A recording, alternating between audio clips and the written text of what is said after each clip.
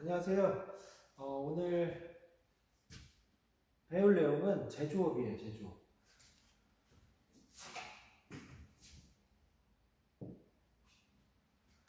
우리 성공적인 직업생활에서 왜 제조업을 배울까라고 생각을 해보면 여러분들이 취업을 제조업 쪽으로 많이 가기 때문에 맨 처음에 나오는 것 같아요. 그래서 우리가 이 제조업이라는 말이 굉장히 생소할 거예요. 여러분들이 아직 학생 신분인 걸 감안했을 때 제조업은 굉장히 생소한 그런 단어일 수 있습니다. 그래서 제조업이 정확히 오늘 뭔지부터 알아보도록 하겠습니다. 클라크라는 영국 사람이 있어요. 이 사람이 만든 산업 분류가 있는데 여러 가지 산업이 있을 수 있는데 이 사람은 세 가지로 구분을 했습니다. 첫 번째로 1차 산업, 2차 산업, 3차 산업.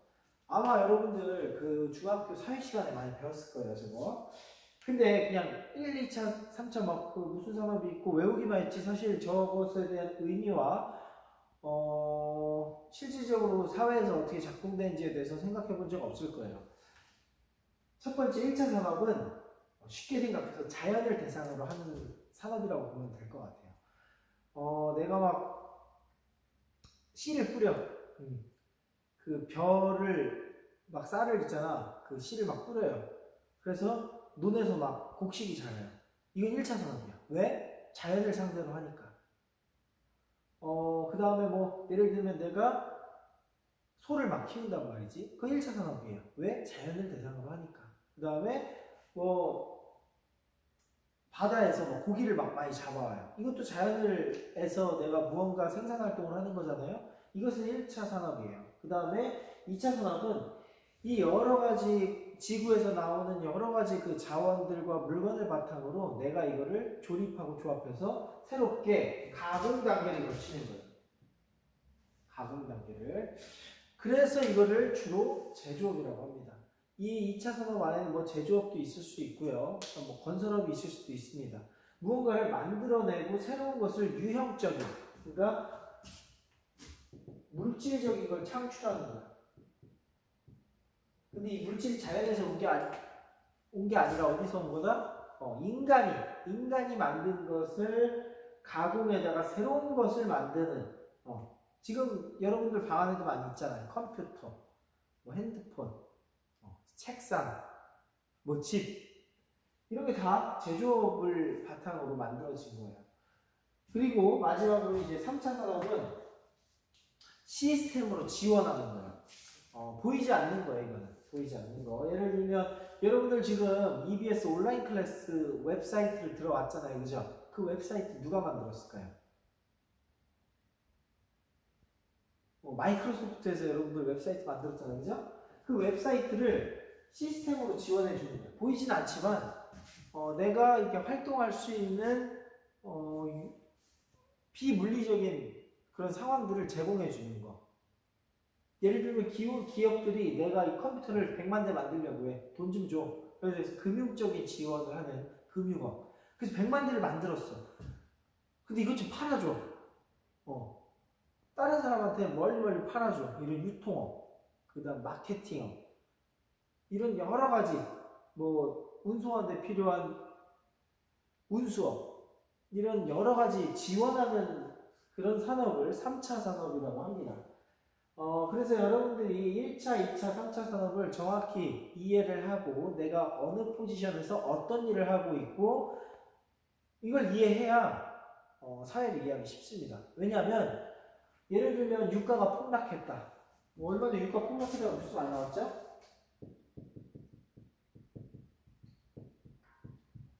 이 유가 폭락은 자원에서 있는 일인데 이것이 이 뒤에 다 영향을 미쳐요.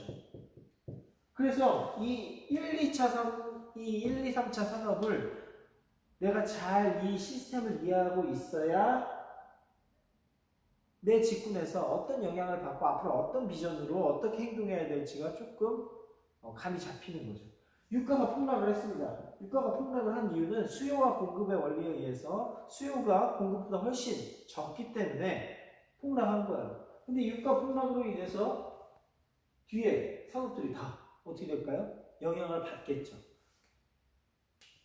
직접적으로는 2차 산업, 특히 석유화학 분야 회사들이 가장 크게 영향을 받고요. 나머지 회사들도 간접적으로 영향을 받습니다. 예를 들면 운수업 같은 경우, 이 유가가 폭락한 다음에 가장 크게 수혜를 본 그런 회사 중 하나가 배를 대여해주는 업체예요. 이 유가가 폭락하니까 어떻게 기름을 사고 싶잖아. 사고 싶으니까 이 유조선 같은 거를 잔뜩 빌리는 거예요. 잔뜩 빌려가지고 쌀 때 막 거기다 채워 놓는 거죠. 그럼 나중에 유가가 다시 정상 가격을 회복하면은 그때 팔면 되기 때문에 이 유조선을 대여해주는 업체들이 굉장히 지금 가격이 올라가고 있습니다. 무슨 법칙에 의해서? 수요와 공급의 법칙에 의해서.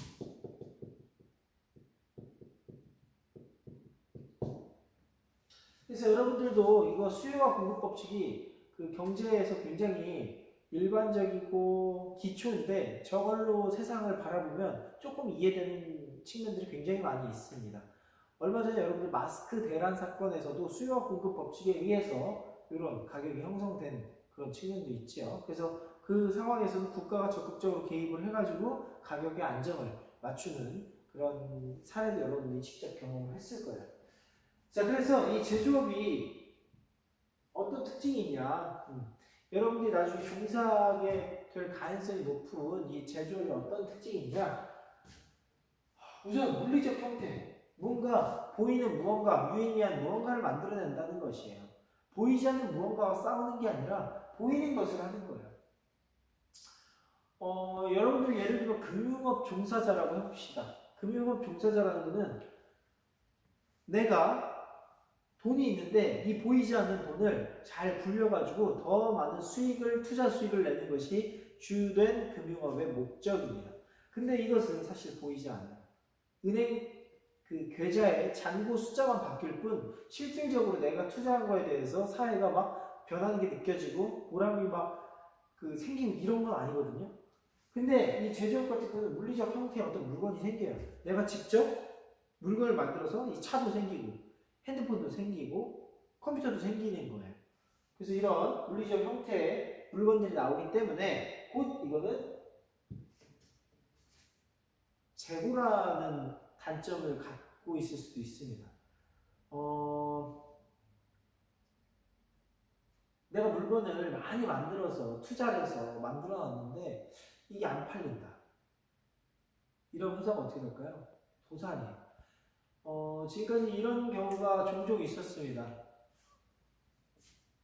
경제 위기가 닥칠 때마다 이런 일이 있었는데, 뭐 우리나라에는 IMF가 있었고요. 미국에는 뭐 리먼 브라더스 사태라고, 그다음 그 더 과거로 되돌아보면 대공황 사태가 있었습니다. 자, 이때마다 공장에서는 물건을 많이 만들어 놨는데 팔리지 않는 거야. 그러면은 물건이 팔리지 않으니까 내가 물건을 만드는데 들어간 비용이 있겠죠. 그 다음에 공장을 돌리기 위한 유지비가 있을 거 아니에요. 이런 모든 비용이 손해가 누적되면서 결국 회사가 망하게 되는 그런 악순환이 반복될 수가 있습니다. 그래서 이 재고를 안고 가야 된다는 굉장히 좀 큰 리스크를 갖고 있는 게 제조업의 특징입니다. 우리나라 IMF 같은 경우에는 IMF 때 많은 회사들이 유동성에 어떤 문제가 생겨가지고 많은 기업들이 이때 인수합병이 되고 해외에 팔려나가게 되고 이런 고통을 겪기도 했습니다. 그 다음에 두 번째로는 생산의 표준화예요. 물건을 만들었는데 이 물건이 성능이 표준화되어 있다는 거예요. 미국에서 만든 TV와 우리나라에서 만든 TV도 예를 들면 둘이 성능을 비교하는 막 기준이 달라버리면 어떻게 돼요? 되게 헷갈릴 거 아니야. 미국에서는 막 70인치 TV라고 하는데 우리나라에서 막 150cm 막 TV 이래요. 헷갈려 안 헷갈려? 헷갈리잖아. 그래서 세계에서 ISO라는 단체를 만들어가지고 국제표준협약기구인데 여기서 국제적으로 모든 단위 같은 걸 통일한 거야. 그래가지고 여러분들이 생산한 물건에 대해서 표준화된 어떤 기준을 갖고 있다는 게 제조업의 특징이라고 할 수가 있겠습니다. 여담으로 미국 최고의 인재들이 모인다는 그 나사에서 옛날에 그 로켓 발사를 하는 데 있어서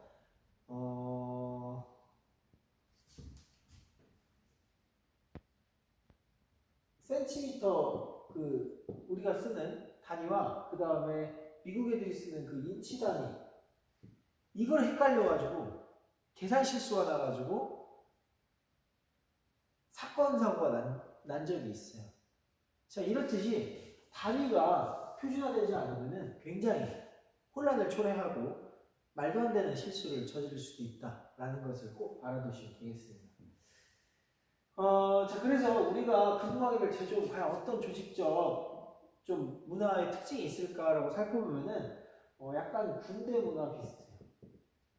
자, 왜냐하면 제조업에 가면은 남자가 많을까요? 여자가 많을까요? 남자가 훨씬 많아요. 왜? 육체적인 일을 주로 하는 곳이기 때문에 특성상 남자가 많습니다. 그렇기 때문에 군대 문화가 짙게 깔려 있어요. 상명하복, 그다음 절대복종, 근면성실 이런 문화들이 깔려 있습니다. 그래서 좀 난 자유분방하고 좀 막 얽매이는 거 싫어하고 이런 제조업 가면 굉장히 많이 스트레스 받을 거예요. 안 맞아요, 그런 사람은. 그리고 또 조직 문화 중에 노조가 있어요. 우리나라 제일 센 노조가 금속노조잖아요, 그죠? 그래서 이 친구들은 뭐 협상이 안 되거나 뭐 우리 얘기가 잘 관철이 안 돼 이러면은 공장 문을 닫는 거예요. 그걸 뭐라고 합니까? 파업이죠. 이 파업을 해가지고 나의 어떤 의견을 이렇게 막 개진한다고. 그렇기 때문에 노조가 있기 때문에 어느 정도 이 경제 위기가 오거나 뭐가 와도 좀 보호를 잘 받아요. 일례로 서비스업 같은 경우에는 자영업 비중이 높기 때문에 영세업체가 많단 말이에요. 영세업체가 많아가지고 어떤 위기가 닥쳤을 때 내 자리가 흔들리고 그 다음에 어떻게 될지 모르는데 이 제조업 같은 경우는 강력한 노조가 있기 때문에 이 좀 안정성이 다른 직군에 비해서는 조금 높다라고 여러분들이 이해를 해주시면 될 것 같습니다. 그래서 우리나라 같은 경우에는 제조업의 비중이 다른 나라에 비해서 높을까요? 낮을까요? 맞아요. 높아요. 제조업 비중이 높아요.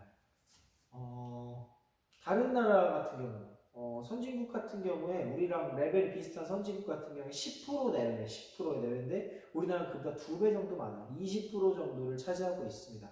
과거보다 엄청 줄은 거예요. 우리 막 한 80년대, 90년대 이때는 엄청나게 40%, 50%막 이렇게까지 갔다가 지금 많이 줄은 거예요. 그래서 사실 아직도 제조업이 우리나라에서 수출을 주도하고 그 다음에 아직도 외화를 많이 벌어들이는 업종인 건 사실입니다만 여러 가지 어떤 미래의 문제와 리스크의 측면에 있는 건 사실입니다. 첫 번째로 4차 산업혁명이에요. 이 제조업이 공장 자동화가 지금 많이 됐거든요. 옛날보다 이 제조업의 비율이 많이 줄은 거는 사실 제조업 파이가 막 작아졌다라고 보기보다는 우리나라 내에서 생산 공장이 해외로 인건비의 어떤 그런 절감 차원에서 해외로 나가거나 공장 자동화가 이루어졌기 때문에 비율이 많이 줄은 그런 영향이 훨씬 커요. 사실 이 제조업의 비율은 사실 그렇게 우리나라는 줄어들지 않습니다. 왜냐하면 제조업이 워낙 탄탄하고 그다음 제조업 주도의 국가이기 때문에. 근데 이 4차 산업혁명이 생기게 되면 공장 자동화가 더 많이 좀 발생될 거란 말이죠. 그러면은 여러분들의 일자리가 위험해질 수도 있습니다. 그래서 그런 측면을 저번 시간에 4차 산업혁명에도 지속 가능한 그런 직업을 찾는 것이 중요하겠다라는 얘기를 했던 것 같습니다. 우리나라의 제조업은 예를 들어 현대차가 있습니다.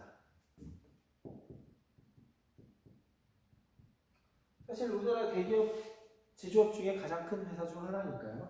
이 현대차를 예를 들면 보면 자동차 부품 몇 개 들어가요? 2만 개. 네, 들어가요. 이거 다 현대차가 만들까요? 안 만들까요? 안 만들어요. 왜? 내가 하나하나 다 하기엔 너무 귀찮고 힘드니까. 이런 거랑 똑같다고 보시면 돼요. 여러분들 어머니께서 된장찌개를 끓여요. 근데 여러분들 어머니가 두부부터 만들기 시작하는 거예요. 콩부터 막 갈아.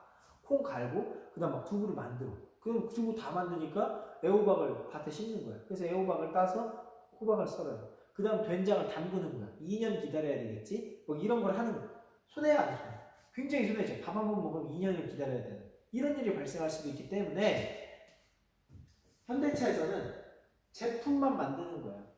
이번에 뭐 제네시스 뭐 G80 뭐 그런 거 나왔잖아요. 그죠?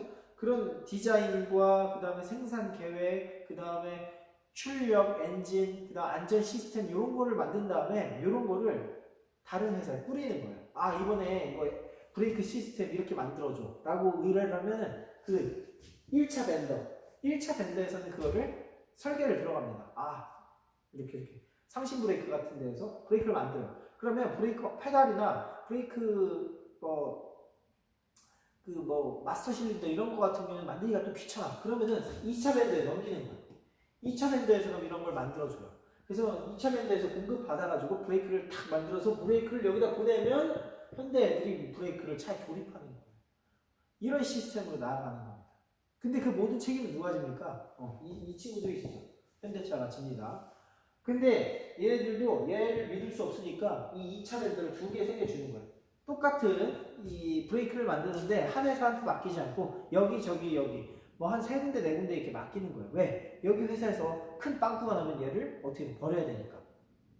그래서 이런 전략을 씁니다. 그래서 이 대기업 하나가 망하면 그 밑에 딸린 하청업체들이 굉장히 많이 힘들어요. 그래서 우리나라에 있었던 일이 조선업이 한 10년 전에 어려웠는데 그때 그 밑에 딸린 수많은 하청업체와 하청업 그 직원들이 대량 해고 사태가 발생되고 좀 많이 어려워했던 그런 뭐 지금 조선이 많이 회복을 했지만 뭐 그런 역사적 경험이 있었습니다.